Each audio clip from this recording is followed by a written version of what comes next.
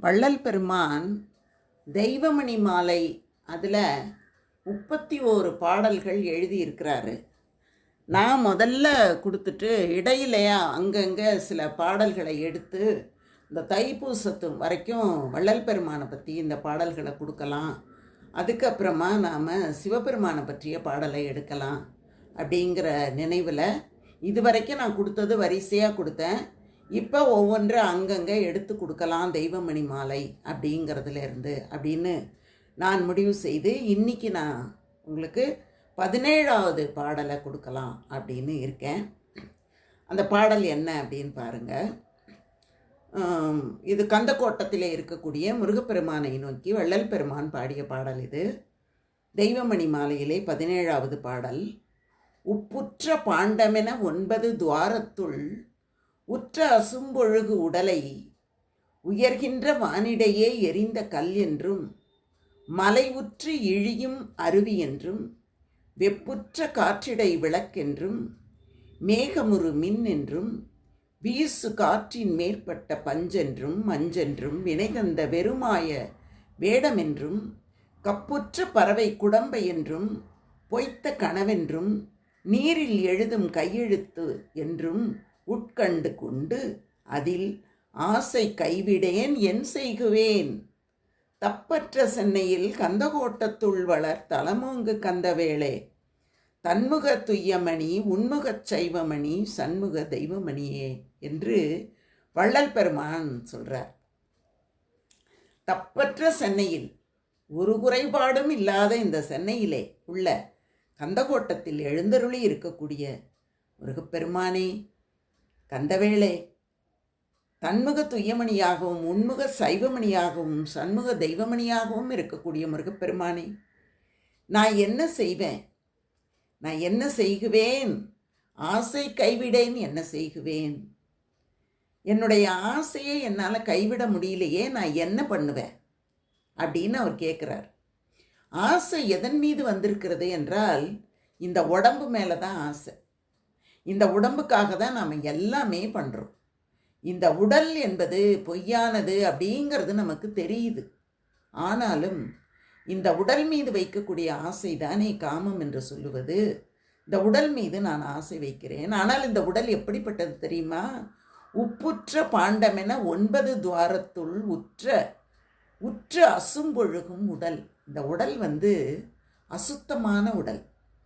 என்னென்னா மூக்கிலேருந்து சளி ஒழுகிறதும் வாயிலிருந்து சளி ஒழுகிறதும் இப்படி எல்லா துவாரங்களின் வழியாகவும் ஒழுகக்கூடியது அனைத்துமே கழிவாகத்தானே போய்விடுகின்றன. அனைத்துமே நாற்றம் பிடித்ததாகத்தானே இருக்கிறது. இந்த உடம்பில் 9 துவாரங்கள் இருந்து கொண்டு நம்மை எவ்வளவோ துயரப்பட செய்கின்றனவே. இந்த உடல் இப்படி ஒரு அழுக்கான உடல், இப்படி ஒரு துர்நாற்றம் வீசக்கூடிய உடல், இந்த உடலை உயர்கின்ற வாணி நின்று எரிந்த கல் என்றும், இதை என்ன பண்ணுறோம், மேலே வானத்திலேருந்து விழக்கூடிய கல், மலை உற்று இழியும் அருவி, மலையிலேருந்து ஒழுகக்கூடிய அருவி, வெப்புற்ற காற்றிடை இருக்கக்கூடிய விளக்கு, மேகத்திலே வரக்கூடிய மின்னல், வீசு காற்றிலே மேலே சென்று வரக்கூடிய பஞ்சு மாதிரி வரக்கூடிய வெண்மேகங்கள், மஞ்சு என்று வரக்கூடிய கருமேகங்கள், இப்படியெல்லாம் இந்த வினை தந்த வெற்று மாய வேடம். என்னுடைய வினையின் காரணமாகத்தான் இந்த உடம்பு இப்படி வந்திருக்கு. இந்த உடம்பு மாயத்தன்மை வாய்ந்தது.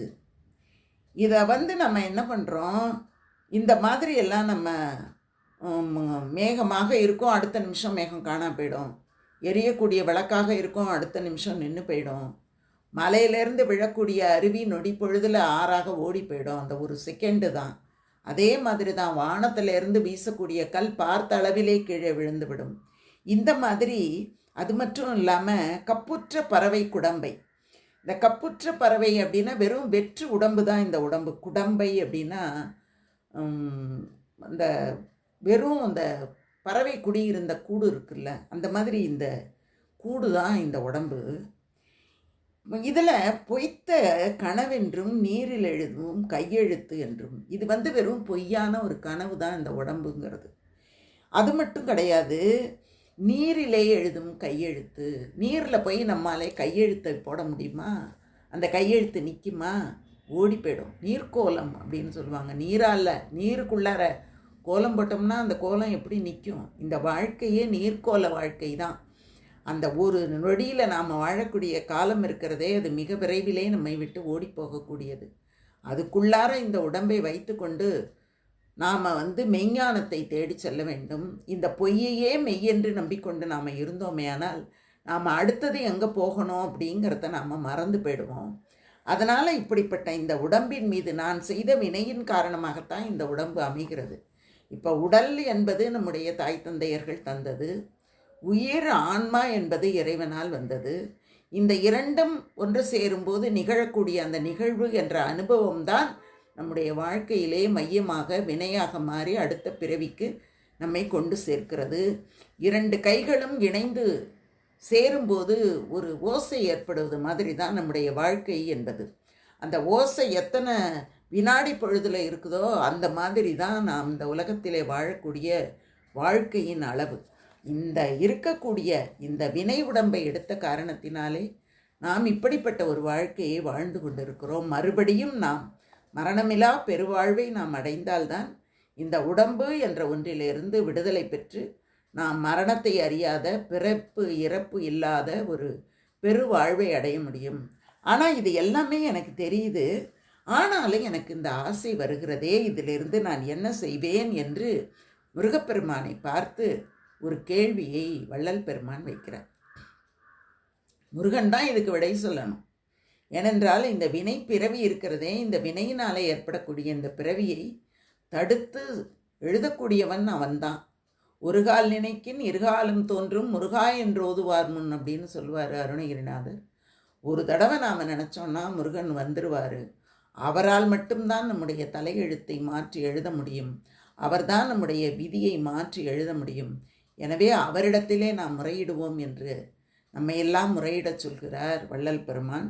அந்த மாதிரி நாம் முறையிட்டால் அவர் நமக்கு மரணமில்லாத பெருவாழ்வை தருவார் அப்படின்னு நாம் இந்த பாடலின் மூலம் அறிந்து கொள்ளலாம். வள்ளல் பெருமானின் திருவடிகளே சரணம், முருகப்பெருமானின் திருவடிகளே சரணம். அருட்பெரும் ஜோதி அருட்பெரும் ஜோதி தனிப்பெரும் கருணை அருட்பெரும் ஜோதி. வாழ்க வாழ்க வாழ்க.